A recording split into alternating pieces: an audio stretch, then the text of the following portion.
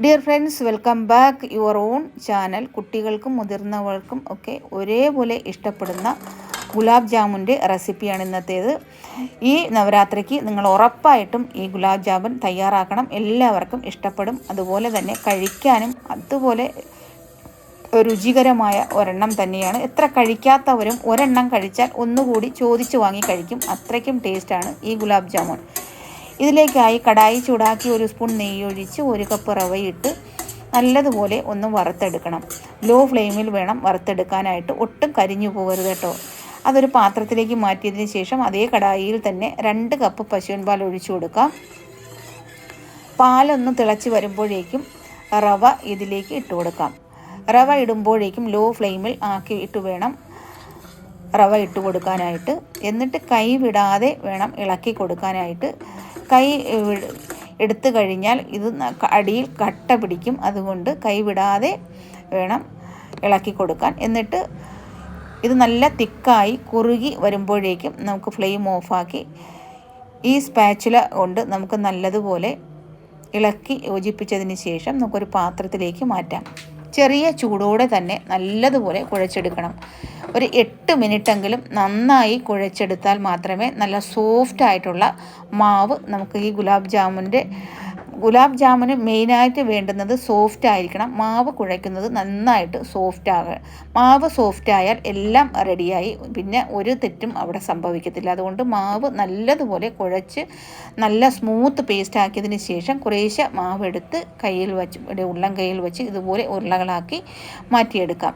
ഇനി ഒന്നുകൂടി ഞാൻ ചെയ്ത് കാണിക്കാം. ഇതുപോലെ വച്ച് 2 ഉള്ളം കൈയും കൂടി ഒന്ന് വച്ച് പ്രസ് ചെയ്ത് കൊടുത്ത് ഒന്ന് കറക്കി എടുത്താൽ മതിയാകും. ഇതുപോലെ നമുക്ക് ചെറിയ ഉരുളകളാക്കി നല്ല ഷൈനിങ് ആയിട്ടുള്ള നല്ല സ്മൂത്ത് ആയിട്ടുള്ള ഉരുളകളാക്കി എടുക്കാൻ പറ്റും.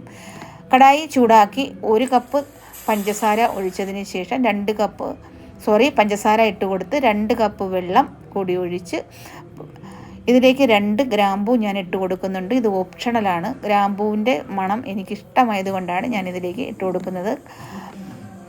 ഏലക്ക ഒരു 4 എണ്ണം, അതുപോലെ തന്നെ കുങ്കുമപ്പൂ കയ്യിലുള്ളത് കൊണ്ട് ഞാൻ ഉപയോഗിച്ചു എന്ന് മാത്രമേ ഉള്ളൂ. ഇത് ഓപ്ഷണലാണ്, നിർബന്ധമൊന്നുമില്ല. ചെറിയ ഒരു കളറിന് വേണ്ടി മാത്രമാണ് ഞാൻ കുങ്കുമപ്പൂ ഇട്ട് കൊടുത്താൽ നല്ല ഒരു കളറായിരിക്കും ഗുലാബ് ജാമുന്. അതല്ലാന്നുണ്ടെങ്കിൽ നിങ്ങളൊരു 1/4 ടീസ്പൂൺ മഞ്ഞൾപ്പൊടി ഇട്ട് കൊടുത്താൽ മതിയാകും. നല്ലതുപോലെ നൂൽപ്പരുവൊന്നും ആക്കണ്ട. ഇത് പഞ്ചസാരയും വെള്ളവും കൂടി നല്ലതുപോലെ തിളച്ച് കിട്ടിയാൽ മാത്രം മതിയാകും. ഫ്ലെയിം ഓഫാക്കാം. എന്നിട്ട് കടായി ചൂടാക്കി എണ്ണയൊഴിച്ച് കുക്കിംഗ് ഓയിൽ ഏതാണോ അതൊഴിച്ച് ചെറിയ ചൂടോടെ തന്നെ നമുക്ക് ഗുലാബ് ജാമുൻ ഓരോന്നായി ഇതിലേക്ക് ഇട്ട് കൊടുക്കാം. എല്ലാം ഫുള്ളായിട്ട് ഇട്ട് കൊടുക്കരുത്. കുറേശ്ശെ ഇട്ട് കൊടുത്ത് നമുക്ക് പതുക്കെ തിരിച്ചും മറിച്ചും ഇട്ട് നമുക്കിത് ലോ ഫ്ലെയിമിൽ വേണം ഇത് വറുത്ത് കോരാനായിട്ട്. ഹൈ ഫ്ലെയിം ആക്കരുത്. ഹൈ ഫ്ലെയിമിൽ ആക്കി കഴിഞ്ഞാൽ ഗുലാബ് ജാമുൻ കരിഞ്ഞു പോകും. ഇത് കണ്ട് ഒട്ടും ക്രാക്കാകാതെ പൊട്ടാതെ എല്ലാ ഗുലാബ് ജാമുനും റെഡിയായി കിട്ടിയിട്ടുണ്ട്. ഇനി നമുക്ക് ഒരു പാത്രത്തിലേക്ക് കോരി മാറ്റാം. 1 കപ്പ് റവയിൽ ധാരാളം ഗുലാബ് ജാമുൻ, ഞാൻ എണ്ണി നോക്കിയില്ല, എന്നാലും കുറേ ഉണ്ട് ഗുലാബ് ജാമുൻ. ഈ ഗുലാബ് ജാമുൻ എല്ലാവർക്കും ഇഷ്ടപ്പെടും. നിങ്ങൾക്ക് ഇഷ്ടപ്പെട്ടാൽ നിങ്ങൾ ലൈക്ക് അടിക്കാൻ എന്തായാലും മറക്കല്ലേ. നിങ്ങൾ കമൻ്റ് ഇട്ടില്ലെങ്കിലും കുഴപ്പമില്ല, പക്ഷേ നിങ്ങൾ ലൈക്ക് അടിക്കാൻ മറക്കരുത്.